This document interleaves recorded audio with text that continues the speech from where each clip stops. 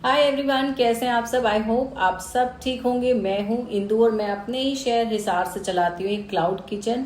जो भी इस पेज पर नए जुड़े हैं उन सबका एक ही सवाल है, क्लाउड किचन क्या होता है, इसको कैसे स्टार्ट करें। तो आज मैं आपको बहुत ही सिंपल वे से, सिंपल तरीके से बताने वाली हूँ कि क्लाउड किचन एक्चुअल में है क्या, उसकी रियलिटी क्या है, ग्राउंड रियलिटी क्या है। तो अगर आप भी अपने घर से ये बिजनेस या ये सेटअप स्टार्ट करने वाले हैं तो ये वीडियो आपके लिए है। पेज पे नए हैं तो पेज को फॉलो कर लो, चैनल पे नए हैं तो चैनल को सब्सक्राइब कर लो और बेल आइकन को प्रेस करना बिल्कुल मत भूलना, क्योंकि मेरे सभी वीडियोस में कोई ना कोई अमेजिंग टिप और ट्रिक होती है जो आपको क्लाउड किचन में हेल्प करेगी। तो वीडियोस आपको टाइम पे चाहिए तो बेल आइकन को प्रेस करना बिल्कुल मत भूलना। शुरू करते हैं, क्लाउड किचन है क्या। अगर आप अपने घर से क्लाउड किचन स्टार्ट करने का सपना देख रहे हैं तो एक बात याद रखिए, मैं कर सकती हूँ तो आप भी कर सकते हो। सब कुछ पॉसिबल है, लेकिन उसके लिए लगता है ढेर सारा हार्ड वर्क। आज बहुत सी फीमेल्स अपनी कुकिंग के पैशन को सक्सेसफुल बिजनेस में कन्वर्ट कर रही हैं और ऐसी फीमेल्स के लिए क्लाउड किचन एक परफेक्ट अपॉर्चुनिटी है। क्लाउड किचन की सबसे अच्छी बात यह है कि आप इसे अपने घर से, अपने स्पेस से कंपैरेटिवली लो इन्वेस्टमेंट के साथ स्टार्ट कर सकती हैं। लेकिन क्लाउड किचन जितना सिंपल दिखता है उतना है नहीं। इसमें प्लानिंग, डिसिप्लिन और प्रैक्टिकल अंडरस्टैंडिंग बहुत जरूरी है। अब हम समझते हैं क्लाउड किचन एक्चुअली है क्या।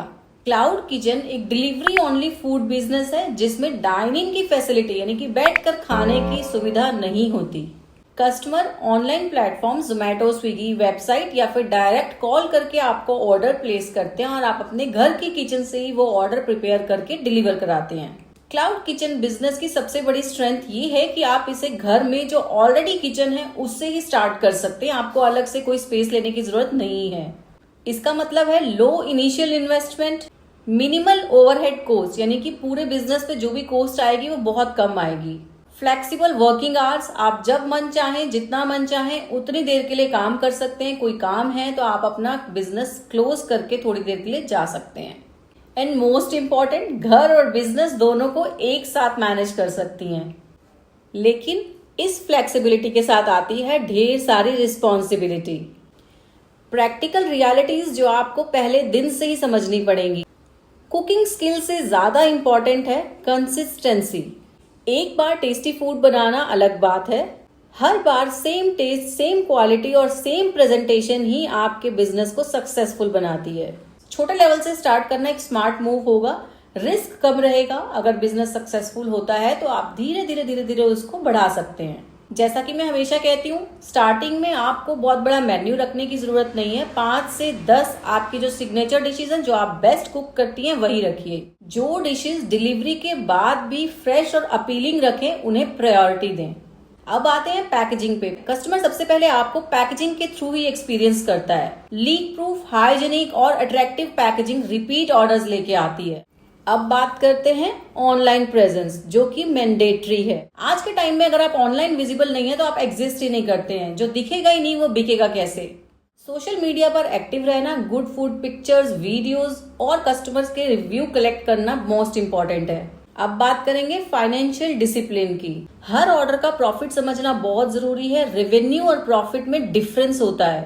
सेल्स अच्छी होना और एक्चुअल अर्निंग होना दोनों अलग चीजें हैं। कोस्टिंग को समझना बहुत जरूरी है। कोस्टिंग यानी कि लागत। आप एक डिश तैयार कर रही हैं, उसको बनाने में आपका कितना खर्चा आया है उसे हम कोस्टिंग कहते हैं।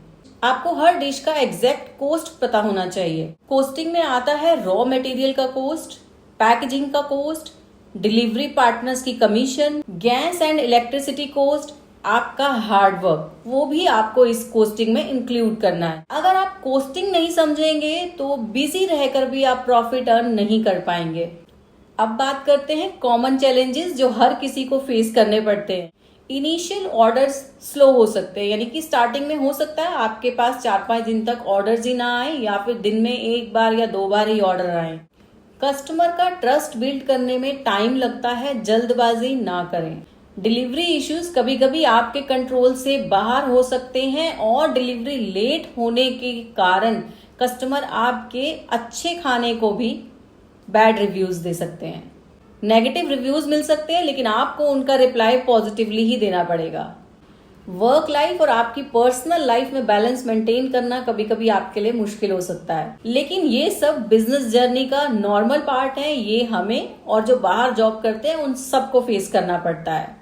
अब बात करते हैं सक्सेस के सिंपल रूल्स पे। क्वालिटी में कभी कॉम्प्रोमाइज मत करना, हाइजीन को टॉप प्रायोरिटी देना, कस्टमर फीडबैक को ध्यान से सुने और हमेशा पॉजिटिव रिप्लाई दें।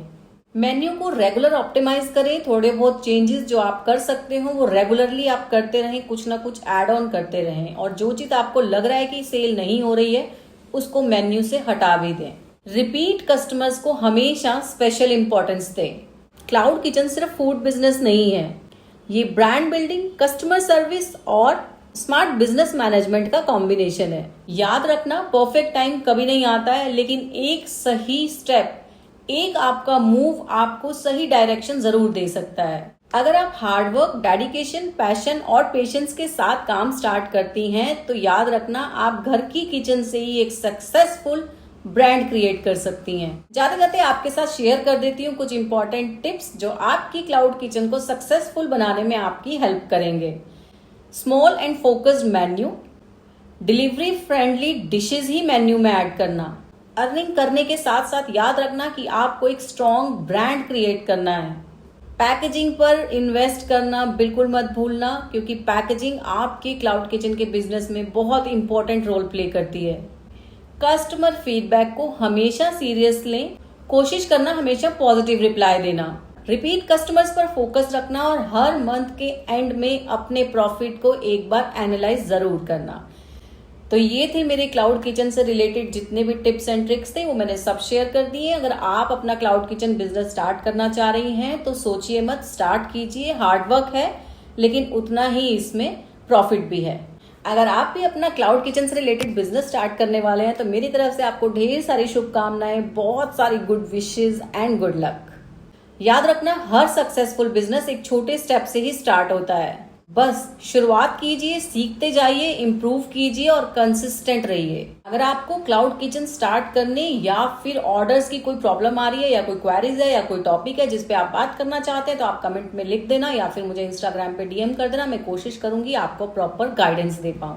अगर आपको वीडियो पसंद आया हो तो लाइक कर देना, और अगर आपको लगा हो कि मेरी ये बातें आपके काम आ सकती हैं तो मुझे कमेंट करके जरूर बताना कि आपको वीडियो कैसा लगा, और शेयर कर देना उन दोस्तों के साथ जो अपना क्लाउड किचन का सेटअप स्टार्ट करने वाले हैं। ऐसे ही प्रैक्टिकल टिप्स, बिजनेस इनसाइट्स और क्लाउड किचन से जुड़ी वैल्यूएबल इंफॉर्मेशन के लिए मेरे चैनल को सब्सक्राइब करना बिल्कुल मत भूलना।